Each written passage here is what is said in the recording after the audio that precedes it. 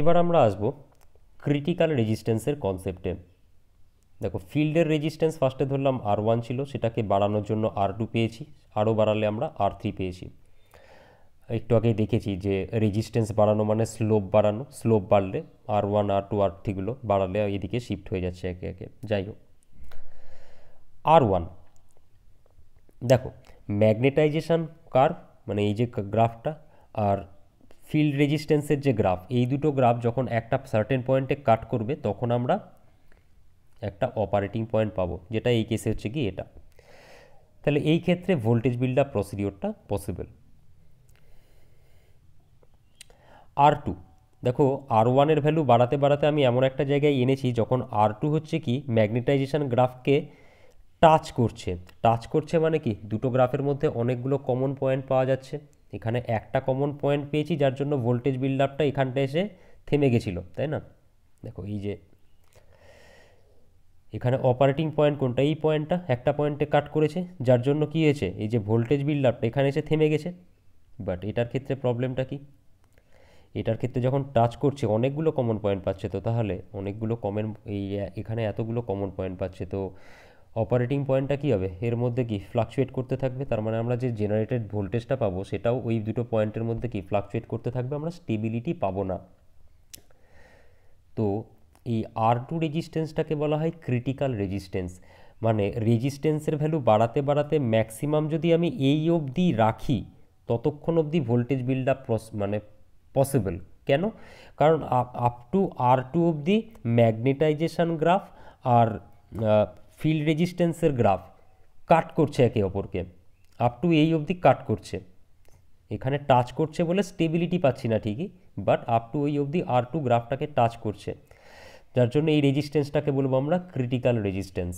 যদি ফিল্ডের resistance critical রেজিস্ট্যান্সের থেকেও বেশি হয়ে যায়, মানে এই যে R3 হয়ে গেছে, তখন আমরা কি দেখছি, ফিল্ড রেজিস্ট্যান্সের যে গ্রাফটা আছে এর সঙ্গে কি এ কোনো কাটই করছে না, তাহলে সেক্ষেত্রে অপারেটিং পয়েন্টই পাবো না, ভোল্টেজ বিল্ড আপ প্রসিডিওর নয়, পসিবল নয়। তো কি দেখছি আমরা, তাহলে ফিল্ড রেজিস্ট্যান্সের ওপর ডিপেন্ড করে যে জেনারেটরে ভোল্টেজ বিল্ড আপ প্রসিডিওরটা সম্ভব না সম্ভব না। যদি ফিল্ড রেজিস্ট্যান্সের গ্রাফ আর ম্যাগনেটাইজেশনের গ্রাফ একটা সার্টেন পয়েন্টে কাট করে, তাহলে জানবো যে ভোল্টেজ বিল্ড আপ প্রসিডিওরটা পসিবল।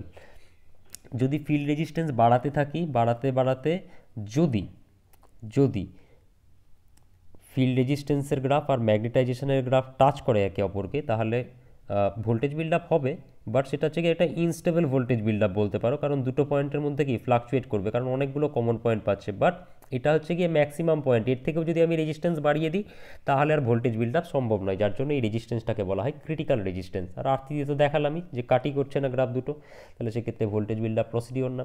শুধু সেটাই না, এই জিনিসটাকে আরও অনেকভাবে বলা যেতে পারে। যেমন ধরো, আমরা ইজি ইকলস টু কী দেখেছি, NP5Z/60A। তাহলে এন এর ভ্যালু যদি কমাতে থাকি ইজি কমতে থাকবে। আমি দেখলাম কি এন এর এরকম একটা গ্রাফ পেয়েছি, এবার মানে এন একটা পার্টিকুলার এন এর জন্য ইজির এই গ্রাফটা পেয়েছি। আমি যদি এন এর ভ্যালু আরও কমাতে থাকি, দেখা গেল এন এর ভ্যালু কমালাম, এরকম একটা গ্রাফ পেলাম, তাহলে সেক্ষেত্রে তো এন আর একে রেজিস্ট্যান্সকে কাটই করছে না, তাহলে সেক্ষেত্রে আবার কিন্তু ভোল্টেজ বিল্ড আপ প্রসিডিওর সম্ভব নয়। এবার দেখব আর কি কি জিনিসের জন্য ভোল্টেজ বিল্ড আপ প্রসিডিওর সম্ভব নাও হতে পারে।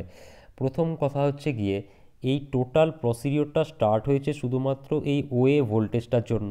ওয়ে ভোল্টেজটা কোত্থেকে এলো, মানে ওয়ে ভোল্টেজটাকে আমরা কি বললাম, রেসিডুয়াল ফ্লাক্স ভোল্টেজ। তো এই ভোল্টেজটা কোত্থেকে এলো, রেসিডুয়াল ফ্লাক্সের জন্য এলো। রেসিডুয়াল ফ্লাক্স কোথা থেকে এলো, রেসিডুয়াল ম্যাগনেটিজমের জন্য এলো।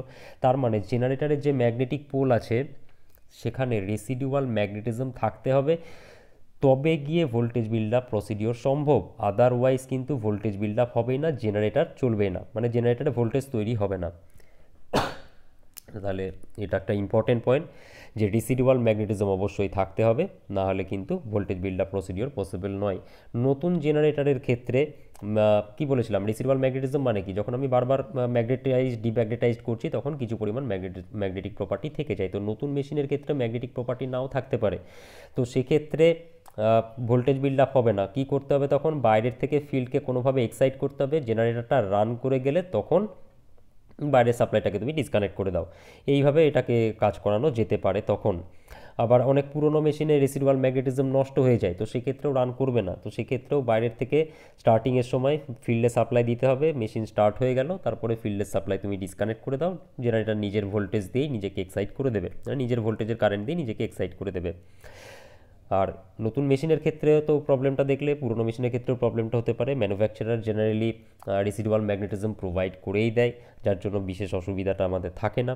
যদি না থাকে তাহলে অল্টারনেট উপায় হচ্ছে এটাই, বাইরের থেকে আমাকে সেপারেটলি সাপ্লাই দিতে হবে। মানে বেসিক্যালি সেখানে সেলফ জেনারেটারকে, মানে এখানে তো শান্ট জেনারেটার করছি, সেটা তো সেলফ এক্সাইটেড জেনারেটারেরই ভাগ, তাহলে সেক্ষেত্রে সেলফ এক্সাইটেড জেনারেটারকে স্টার্টিংয়ের সময় সেপারেটলি এক্সাইটেড হিসাবে রান করিয়ে নিয়ে যখন নর্মাল অপারেটিং স্পিডে চলে যাবে, বা যখন জেনারেটারে ভোল্টেজটা ডেভেলপ করে যাবে, তখন বাইরের থেকে সোর্সটাকে ডিসকানেক্ট করে দিয়ে নিজের ভোল্টেজের কারেন্ট দিয়ে নিজেকে এক্সাইট করবে, বা নিজের ফিল্ডকে এক্সাইট করবে। তাহলে এটা গেল হচ্ছে কি রেসিডুয়াল ম্যাগনেটিজমের প্রবলেম, আর তার সেটা যদি হয় তাহলে সেটাকে আমরা কিভাবে সলভ করব। আচ্ছা, এটার জন্য হতে পারে আর কি হতে পারে প্রবলেম, দেখো এই যে ওয়ে ভোল্টেজটা, আবার ওই একই কথাতেই আসতে হবে। ওয়ে ভোল্টেজটাকে কি বললাম, residual flux voltage. Residual flux voltage কোত্থেকে এলো, রেসিডুয়াল ফ্লাক্সের জন্য এসছে, কারণ ওই ফ্লাক্সের মানে ওই ফ্লাক্সের মধ্যে কয়েলটাকে ঘোরাচ্ছিলাম, ফ্লাক্সের চেঞ্জ হয়েছিল, যার জন্য ভোল্টেজটা তৈরি হয়েছিল। মোট কথা রেসিডুয়াল ফ্লাক্সের জন্য এসছে। তো রেসিডুয়াল ফ্লাক্স কোত্থেকে এলো, রেসিডুয়াল ম্যাগনেটিজমের জন্য এলো। যাই হোক, তো রেসিডুয়াল ফ্লাক্স অবধি আমি দাঁড়াই। রেসিডুয়াল ফ্লাক্সের যখন কথা বলছি, ফ্লাক্সের তো একটা ডিরেকশন থাকবে, আমি ধরলাম বাদিক থেকে ডান দিকে হচ্ছে রেসিডুয়াল ফ্লাক্সের ডিরেকশন, মানে যে রেসিডুয়াল ম্যাগনেটিজমটা আছে তার জন্য যে রেসিডুয়াল ফ্লাক্স, সেটার জন্য সেটার রেসিডুয়াল ফ্লাক্সের ডিরেকশন আমি এদিকে ধরে নিলাম। এবার রেসিডুয়াল ফ্লাক্সের মধ্যে দিয়ে যখন আর্মেচারটাকে ঘোরাচ্ছি, তখন কি হচ্ছে, একটা রেসিডুয়াল ভোল্টেজ তৈরি হয়েছে, সেটাকে তো আমি ওয়ে নিয়েছি।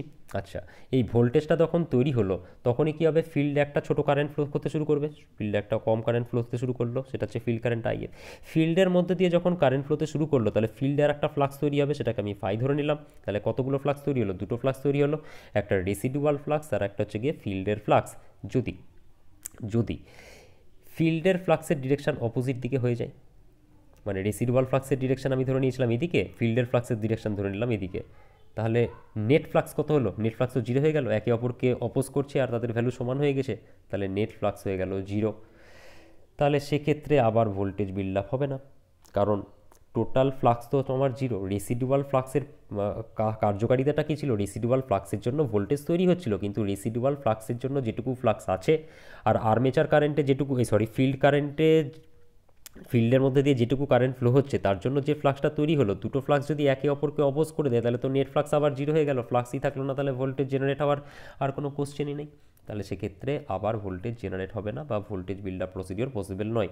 তো সেক্ষেত্রে কী করতে হবে, ফিল্ডের যে রেজিস্ট্যান্সটা আছে তার কানেকশানটাকে উল্টে দিতে হবে। ফিল্ডের রেজিস্ট্যান্সের কানেকশান যদি উল্টে দিই, তাহলে কী হবে, ফিল্ডের কারেন্টের ডিরেকশানও উল্টে যাবে। ফিল্ডের কারেন্টের ডিরেকশান উল্টে গেলে ফ্লাক্সের ডিরেকশানও উল্টে যাবে। তাহলে আগে রেসিডুয়াল ফ্লাক্স আর ফিল্ডের ফ্লাক্স একে অপরকে অপোজ করছিল, এখন একে অপরকে অ্যাসিস্ট করবে, তাহলে আমার প্রবলেম সলভ। তাহলে এটা গেল আমার আর একটা কি বলে ডিসঅ্যাডভান্টেজ না, ফেলিওর কী কী কারণে হতে পারে। আমরা রেসিডুয়াল ম্যাগনেটিজমের জন্য একটা ফেলিওর দেখলাম, আর একটা দেখলাম হচ্ছে গিয়ে ফিল্ড ফ্লাক্স যদি না থাকে, তাহলে ফিল্ড ফ্লাক্স যদি অপোজ করে রেসিডুয়াল ফ্লাক্সকে, তাহলে হবে না, এবং সেগুলোকে আমরা কিভাবে সেই বাধাটাকে দূর করতে পারি সেটাও আমরা দেখলাম। আর কি হতে পারে, আর হতে পারে এই যে ফিল্ডের যে সার্কিটের রেজিস্ট্যান্স যদি ক্রিটিক্যাল রেজিস্ট্যান্সের থেকে বেশি হয়ে যায়, মানে আর এর ভ্যালু যদি গ্রেটার দ্যান R2 হয়ে যায়, ক্রিটিক্যাল রেজিস্ট্যান্সের থেকে যদি বেশি হয়ে যায়, তাহলে সেক্ষেত্রে কী হবে, ম্যাগনেটাইজেশন কার্ভকে কাট করবে না আমার রেজিস্ট্যান্সের কার্ভটা, তাহলে সেক্ষেত্রে voltage build up procedure possible নয়। তাহলে হাই ফিল্ড সার্কিট রেজিস্ট্যান্সের জন্য ভোল্টেজ বিল্ড আপ না হতে পারে। আর কি হতে পারে, আর হতে পারে এরকম, ধরো এটা হচ্ছে গিয়ে আমার ফিল্ডের রেজিস্ট্যান্স, আর এটা হচ্ছে গিয়ে আমার ম্যাগনেটাইজেশন গ্রাফ। আমি করলাম কি, এটা ধরো এই গ্রাফটা আমি পেয়েছি যখন আমি আর্মেচারকে এন স্পিডে ঘোরাচ্ছিলাম। এবার আমি করলাম কি, এন স্পিড কমাতে থাকছি, এন স্পিড কমানোর জন্য দেখা গেল এরকম একটা গ্রাফ পেলাম। এখন আমার ভোল্টেজ বিল্ড আপ হবে, একটা পয়েন্টে কাট করেছে, আরও কমালাম, এবার দেখা যাচ্ছে কি ওই লাইনটাকে জাস্ট টাচ করছে, তাহলে এই পয়েন্টে কি হবে, ভোল্টেজ তো জেনারেট হবে, বাট ফ্লাকচুয়েট করবে, কারণ অনেকগুলো পয়েন্ট হচ্ছে গিয়ে কমন পয়েন্ট, পার্টিকুলার একটা পয়েন্টে ইন্টারসেক্ট করেনি, তাহলে এই স্পিডটাকে আমরা কি বলবো, ক্রিটিক্যাল স্পিড। এর থেকেও যদি স্পিড আমি কমিয়ে দিই তাহলে আবার ফিল্ড রেজিস্ট্যান্সের গ্রাফ আর ম্যাগনেটাইজেশনের গ্রাফ একে অপরকে কাট করছে না, তাহলে আমরা মানে স্টেবল পয়েন্ট বা কী বলবো পয়েন্টই পাচ্ছি না, কোনো ইন্টারসেকশন পয়েন্টই পাচ্ছি না, তাহলে সেক্ষেত্রে আবার ভোল্টেজ বিল্ড আপ হবে না। তাহলে জেনারেটরের স্পিড যদি ক্রিটিক্যাল স্পিডের থেকেও কমে যায় তাহলে সেক্ষেত্রে আবার ভোল্টেজ বিল্ড আপ হবে না।